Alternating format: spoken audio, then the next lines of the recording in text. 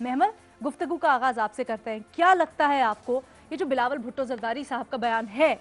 क्या वो जो कयास आराइयां चल रही थी ये खुलकर सामने आई है अब बात?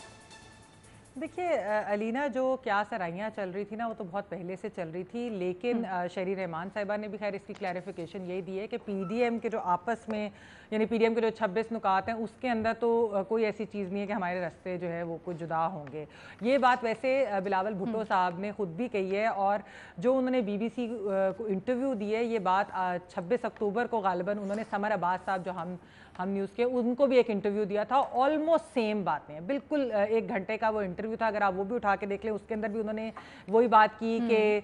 मियां नवाज शरीफ साहब के पास कोई ना कोई सबूत होंगे, वो ऐसी बात जो है गैर जिम्मेदाराना बात नहीं कर सकते। दूसरी चीज़ उन्होंने कही थी, जो आज भी कही है, कि मैं उनको जब से वो जेल में एक मुलाकात हुई उसके बाद मिल नहीं सका, क्योंकि लंदन के अंदर ज़ाहिर बात है वो क्वारंटीन की फिर गाइडलाइंस हैं, तो मेरी मुलाकात नहीं हुई। तो काफ़ी चीज़ें ऐसी कि जो हमें मिल बैठ कर स्ट्रेटिजिकली करनी चाहिए। और धचके का लफ्ज़ उन्होंने बेशक पहली बार इस तरह से इस्तेमाल किया, लेकिन उन्होंने 2 बार पहले ये समर साहब के इंटरव्यू में और एक गालिबन शायद उनकी प्रेस कॉन्फ्रेंस थी, कहा उन्होंने कहा था कि तकलीफ होती है कि जब इंस्टीट्यूशंस को कंट्रोवर्शियल बना दिया जाता है या इस तरह की चीज़, और ये नहीं होना चाहिए, लेकिन ये होता है। तो ये उन्होंने वर्ड यूज़ किए थे। लेकिन मैं इसमें ये चीज़ ज़रूर कहूँगी कि बेशक पीडीएम के रास्ते अलग अलग ना हो, लेकिन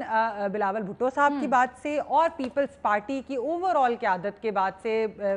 सिवाय एक दो लोगों के, बाकी सब इतनी कॉशियस अप्रोच ले रहे हैं अलीना, कि ये सवाल तो उठेंगे, उंगलियां उठेंगी पीपल्स पार्टी के ऊपर, क्योंकि जाहिर बात है एक ट्रैक रिकॉर्ड भी है, वो है बलूचिस्तान असेंबली का, वो है सेनेट के इलेक्शंस का, वो इलेक्शनों के बाद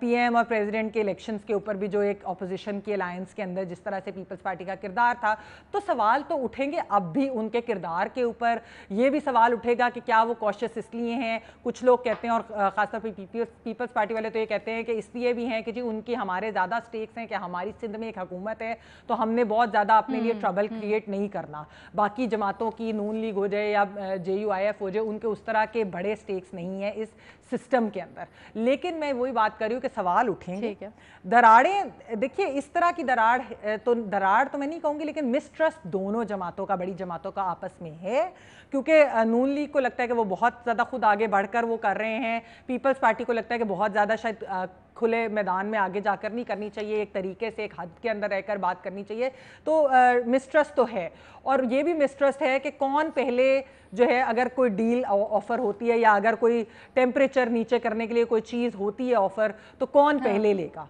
ये भी एक मिसट्रस्ट है सारी जमातों के दरमियान, खासतौर पे 2 बड़ी जमातों के दरमियान है। मैं ये कहूँगी कि देखिए रास्ते जुदा शायद ना हो, क्योंकि जब भी पीडीएम की तहरीक अगर वो ना भी कामयाब हुई, या शायद एक तरह से वो अपने मकासद में कामयाब भी इस तरीके से हो सकती है कि उनको अगर कुछ ऑफर हो जाए, तो फिर शायद ये इकट्ठे ही पीछे हों। लेकिन हाँ, पीपल्स पार्टी के ऊपर और ख़ासतौर पर ऐसे बयानात के बाद, ऐसे इंटरव्यूज़, और एक पूरी ये लाइन कंसिस्टेंटली ली गई है, तो मेरे ख्याल में इसके ऊपर सवाल बिल्कुल जायज़ भी है। इसमें ऐसी कोई बात नहीं है सवाल पूछना कि क्या वो वाकई फुल इन है या नहीं है। अच्छा, ये जो सिलसिले का आपने पॉइंट आउट किया ना, ये मैं आगे जाके ज़रा पूछती